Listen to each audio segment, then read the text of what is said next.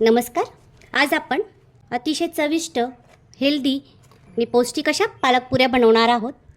लहान मुलं पालक खात नाही ना, जास्तीत जास्त पालक खाता यावी म्हणून आपण अशा पुऱ्या बनवून देत असतो.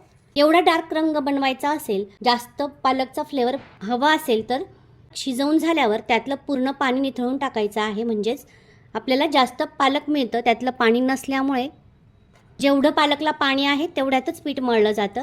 एक्स्ट्रा पाणी लागत नाही. एक्स्ट्रा पाणी टाकलं की पीठ जास्त टाकायला लागतं आणि पालक आपला कमी खायला मिळतो.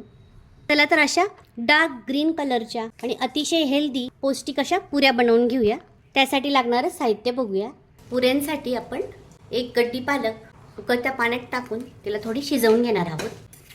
पालक शिजल्यावर गार करून याचं पेस्ट बनवून घेणार आहोत. पुऱ्यांसाठी लागणारं साहित्य बघूया. 1 वाटी गव्हाचं पीठ, 1 गड्डी पालकची आपण शिजवून पेस्ट करून घेतलेली आहे, 1 मोठा चमचा तांदळाचं पीठ, 1 मोठा चमचा बेसन पीठ, 1 चमचा मीठ, 1 चमचा तूप, चिमूटभर हिंग, चिमूटभर हळद, 1 चमचा जिऱ्याची पावडर, 1 मोठा चमचा तीळ, 4 ते 5 हिरव्या मिरच्या आणि लसूणची पेस्ट, 1 चमचा ओवा. चला तर आता आपण पुऱ्यांचं पीठ मळायला घेऊया. सर्वात आधी आपण पालकची पेस्ट घेणार आहोत. पेस्टमध्ये हिंग, हळद, मीठ, लसूण हिरव्या मिरचीची पेस्ट, ओवा, जिऱ्याची पावडर, तीळ हे सगळं आपण व्यवस्थित मिक्स करून घेऊया. 1 मोठा चमचा किंवा अंदाजाने पण तांदळाचं पीठ घेतलं तरी चालतं. 1 मोठा चमचा बेसन आणि लागेल तेवढं आपण कणिक टाकून घेणार आहोत.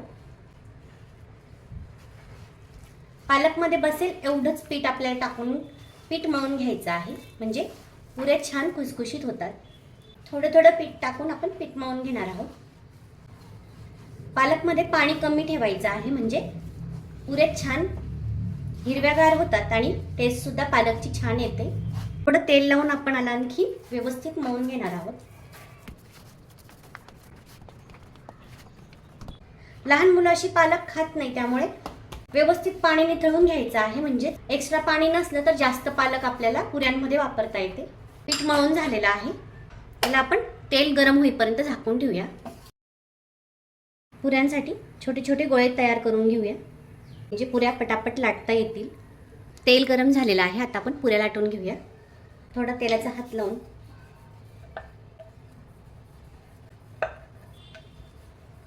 अशाच सगळ्या पुऱ्या आपण लाटून घेणार आहोत. आता आपण पुऱ्या तळून घेऊया.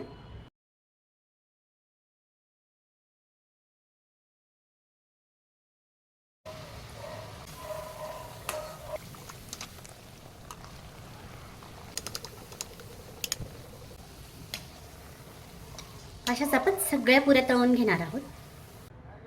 तयार आहेत पालक पुऱ्या. बनवा, खा आणि खुश रहा. रेसिपी आवडल्यास लाईक करा, शेअर करा आणि सबस्क्राईब करा. थँक्यू.